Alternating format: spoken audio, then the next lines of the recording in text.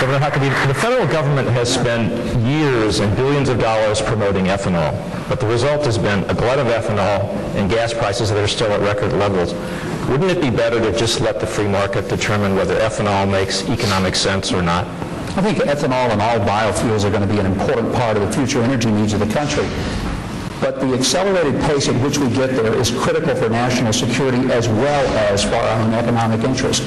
The fact is, we keep talking about 15, 20, 30-year plans. That's nonsense. If we don't start saying we'll do this within a decade, we're never going to get there.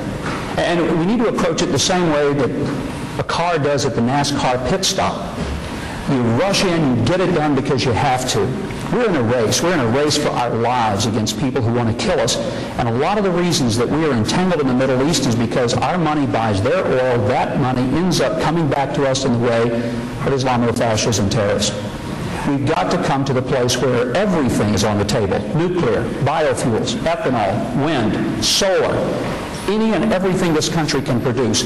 We once had a president who said, let's go to the moon in 10 years, and we were there in 8.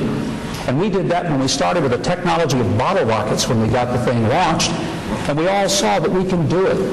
But we can't do it when we create this sense of we'll wait until another generation. We can't wait till another generation. Instead of running it like NASCAR, we've been running it like taking the family station wagon in for letting Goober and Gomer take a look at it when they get time under the shade tree. So it's critical that for our own interest, economically and from a point of national security, that we become energy independent and commit to doing it within a decade. Senator Thompson, let me ask you to respond on ethanol. Should the government determine whether ethanol makes sense, or should the market? Explain for my friends here who Goober and Gomer are. Excuse me. They watched Andy and Opie. It's a Southern thing, I guess. Should the government determine whether ethanol makes economic sense, or should the free market make that determination? Ultimately, it'll be the free market. But I think, like the governor says, I think that we're in a situation now where we've got to use everything that's available to us. I think renewables and alternatives are a part of that picture. I don't look for it to last forever.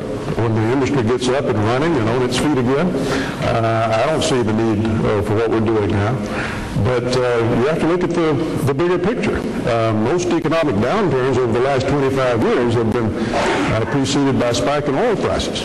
There's probably plenty of oil out there for the indefinite future, but price is an issue. And that brings in the whole question of the importance of stability in the world. The United States, since the end of World War II, has been a force for stability and democracy, which helps bring about stability for a long, long time. Our policies with regard to places like the Middle East and Iraq right now are very important with regard to the very issue we're talking about, because instability and crises in the wrong parts of the world are going to cause dramatic results in the upward movement of oil prices, and that could be devastating to our economy. Quick follow-up, Governor Romney, you said government